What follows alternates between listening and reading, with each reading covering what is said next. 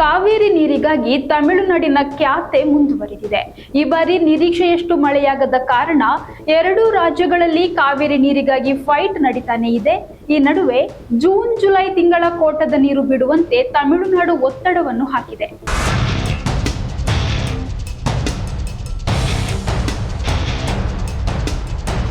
Karnataka CWMA ಅಂದ್ರೆ ಕಾವೇರಿ ನೀರು ನಿರ್ವಹಣಾ ಪ್ರಾಧಿಕಾರದ ಆದೇಶ ಪಾಲಿಸಿದ್ರು ಕೂಡ ನಮಗೆ ಬರಬೇಕಾದ ನೀರು ಬಂದಿಲ್ಲ ಎಂದು ತಮಿಳುನಾಡು ವಾದ ಮಾಡ್ತಾ ಇರೋದು.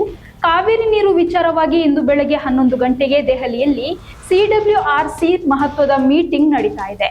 ಸಭೆಯಲ್ಲಿ ಜೂನ್ ಜುಲೈ ಕೋಟಾದ ಕಾವೇರಿ ನೀರು ಕೊಡಿಸುವಂತೆ ತಮಿಳುನಾಡಿನ ವಾದ ನಡೆಯಲಿದೆ. ಜೂನ್ ಮತ್ತು ಜುಲೈ ತಿಂಗಳಲ್ಲಿ ಕರ್ನಾಟಕದಿಂದ ತಮಿಳುನಾಡಿಗೆ 40 ಟಿಎಂಸಿ ನೀರು ಬಿಡಬೇಕಿತ್ತು. ಆದರೆ ಮಳೆ ಕೈಕೊಟ್ಟ ಕಾರಣದಿಂದ ಅಷ್ಟು ನೀರು ಬಿಡಲು ಸಾಧ್ಯವಾಗಿಲ್ಲ. ಜುಲೈ 30ರಂದು ನಡೆದ ಸಿಡಬ್ಲ್ಯೂಎಂಎ ಸಭೆಯಲ್ಲಿ 4.5 ಟಿಎಂಸಿ ನೀರು ಹರಿಸುವಂತೆ ಆದೇಶವಾಗಿತ್ತು.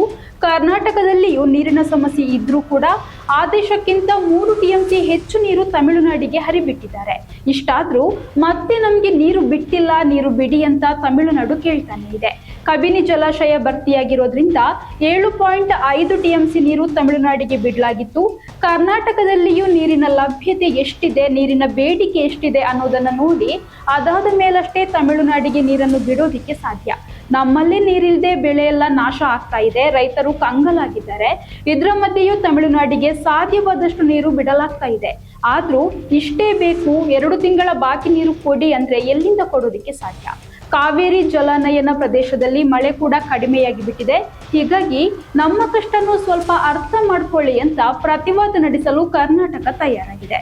ಇನ್ನು ಕರ್ನಾಟಕ ಯಾವೆಲ್ಲ ವಿಷಯ ಇಟ್ಕೊಂಡು ವಾದ ಮಾಡುತ್ತೆ ಅಂತ ನೋಡೋದಾದ್ರೆ, ಹೇಮಾವತಿ ಕೆಆರ್ಎಸ್ ಡ್ಯಾಮ್ಗಳು ಭರ್ತಿಯಾಗಿಲ್ಲ, ಡ್ಯಾಮ್ನಲ್ಲಿರುವ ನೀರನ್ನು ಕುಡಿಯಲು ಮಾತ್ರವೇ ಬಳಸ್ತಾ ಇರೋದು, ಕೃಷಿ ಚಟುವಟಿಕೆಗೆ ಬಳಸೋದಕ್ಕೆ ನಮಗೇನೆ ನೀರಿಲ್ಲ ಇಲ್ಲಿ, ಹಾಗಾಗಿ ಸದ್ಯದ ಪರಿಸ್ಥಿತಿಯಲ್ಲಿ ನೀರು ಕೊಡೋದಿಕ್ಕೆ ಸಾಧ್ಯ ಇಲ್ಲ, ಮುಂದೆ ಮಳೆಯಾದ್ರೆ ಖಂಡಿತ ನೀರು ಕೊಡ್ತೀವಿ ಅಂತ ಕರ್ನಾಟಕ ವಾದ ಮಾಡೋದಿಕ್ಕೆ ರೆಡಿಯಾಗಿದೆ. From his office there was a request for my chief secretary that honorable chief minister desired to come and meet us, discuss various issues. We have accepted that. So on 3rd we fixed the date, and today after these court orders from the CWC and MA and what it, and I could see that the atmosphere is not right this point of time. So I am appealing him that let us postpone the visit for some time, because we should have a very cordial atmosphere. I want both the states to be benefited out of it. I don't want any heartburn feelings within both of us, because whatever the water problem should be benefited for both of us. It all depends upon the rain god which has to shower. The Karnataka government is not respecting the Supreme Court's verdict of a timetable schedule. So you have to go to Supreme Court and ask Karnataka to release water. What is the point in going and talking with the Chief Minister of Karnataka on Meghalaya issue? We don't acknowledge Meghalaya. Then what is there to talk about Meghalaya? Let us not give a line to the Karnataka to Chief Minister again saying that the talks are happening for Meghalaya Dam. That approach should not be there. There should be no talks between Tamil Nadu and Karnataka on the issue of Meghalaya Dam.